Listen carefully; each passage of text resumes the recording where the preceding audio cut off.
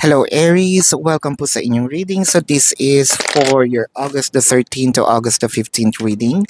Para po sa mga bago, don't forget to click the subscribe button, smash the like button, comment below kung kayo po ay nakaka-resonate or hit a Z notification bell. Kung gusto niyo pong sumali sa ating live sessions, dun po yan sa kabilang channel, that is Pabaylan TV. Yan po ang ating unang channel catered for our international audience. And Aries, kung hindi nyo po maabutan itong live sessions, pwede naman kayo magtanong dito sa comment section as long as the question po is answerable by yes or no. No? Aries, I want you to know that this is a general reading. So you may resonate with the entire reading or you may resonate with some bits and pieces of the reading. Take what's only yours. Magsimula na tayo. No? I think meron ditong gustong mangulit. Aries. Parang sinabi mo na this relationship is not going to work. I think that we need to pause this for a while or probably cut you off in my life. This is not really for me. But this person still pursuing you. No? Parang this person is not accepting a no answer. No?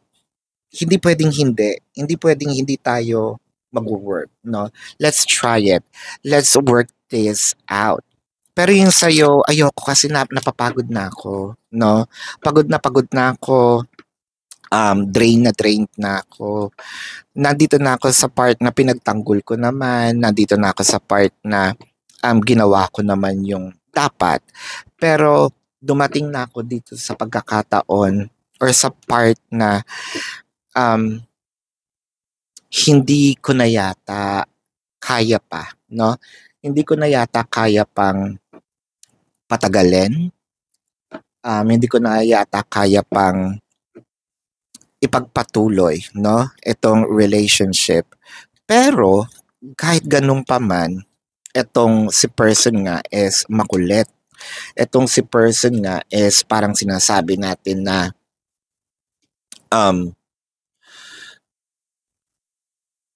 ayaw tumigil, ayaw kang tantanan, no? Wow, ikaw na yung lumayo, sinusundan ka. So, another story of a person who have a stalker. Medyo nakakatakot kasi parang they're crossing the boundary of obsession, no? The Emperor and the Fool card. I feel like this person somewhat medyo sabihin nating may problem when it comes to the normal people way of thinking. They have a different perception. For a few numbers of you, this person might be mentally challenged, no? Hindi natin alam. So that's probably one of the reason why we also step back a bit, no? Kasi nakikita mo na this person is not for me. This person is parang wala sa katotohanan, no? But this person would really love to, and up until now, they keeping tabs on you. I think patuloy itong taong ito sa pangungulit. Patuloy itong taong ito sa parang titigil lang siyang ng very, very light, ng sandali. And then, this person is going to continue once again.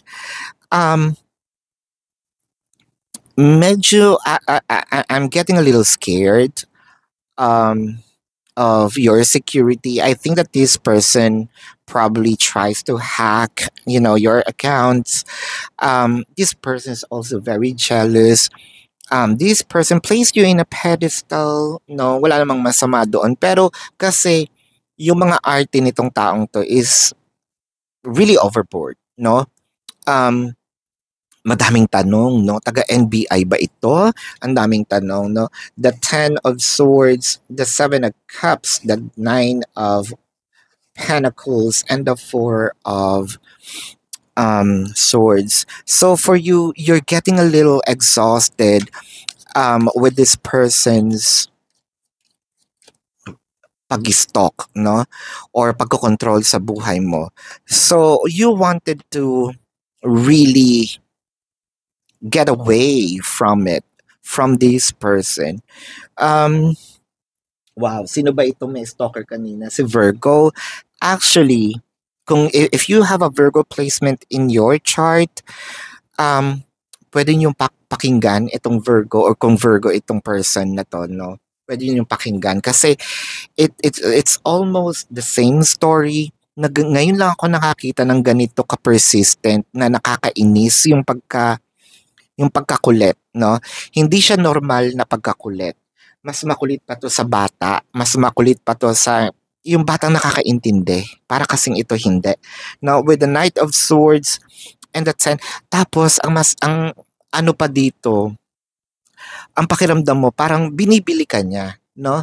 There's actually a lot of things that this person is doing to a point na nagbibigay siya ng kung ano-ano. Not just to you, but also to, parang they're bribing other people's too, your family members, your friends. Ayaw mo ng ganon. Kasi it might look like na pinaperahan mo lang siya, no? And yun yung parang ayaw mo ring dumating sa point na bigla niyang masabi. Kasi that person has the tendency to do so, no? Let's check here the star, the strength card. Yun lang. So parang kahit anong gawin mo, hindi mo mapipigilan itong taong to na i-pursue ka niya unless makahanap to ng bagong prospect, no? Makahanap to ng bagong apple of the eye. Pero as long as nandyan ka at ikaw yon, I doubt that this person's going to stop, no, from bugging you. What's the point of it all? And we've been together for lifetime. So I think that this person, sabi ko nga, delulu, no? Kasi meron ng rejections coming from you. There's actual rejections at your end or on your end. This person still doesn't believe it. Kala niya ano ka lang, nagpapahabol, no? So let's check this person's zodiac sign. This could be their sun sign or a placement in their chart. I am seeing Scorpio, Sagittarius, Taurus, Pisces, Virgo, Aquarius, Leo, Aries, Pisces, or Cancer rather. Capricorn is also here. So this is your reading, Aries. For those of you who's new to the channel, don't forget to click the subscribe button, smash the like button, comment below kung kayo po'y nakaka-resonate, and hit the notification bell kung gusto nyo pong sumali sa ating live session sa kabilang channel po yan, that is Babaylan TV. Yan po ang ating unang channel catered for our international audience. Nagla-live din po tayo doon, so you're very much welcome. Kung hindi nyo po naaabutan, pwede naman kayo magtanong dito sa comment section as long as the question po is answerable by yes or no. No?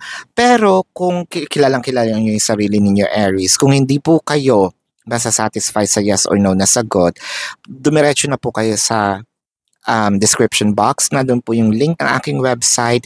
Click the link. Sa pinakababa, makikita nyo yung question form. Now you can type your questions. Sa pinakababa, na doon po yung about how much per question, the name, the number, no, for your reference. And I also created a promotion of 4 questions plus 1, so take advantage of it. If you want to book a private reading, nandun din po sa description box yung link, no, or yung QR code. Hanapin nyo na lang. So Aries, tuloy pa rin yung manhunt.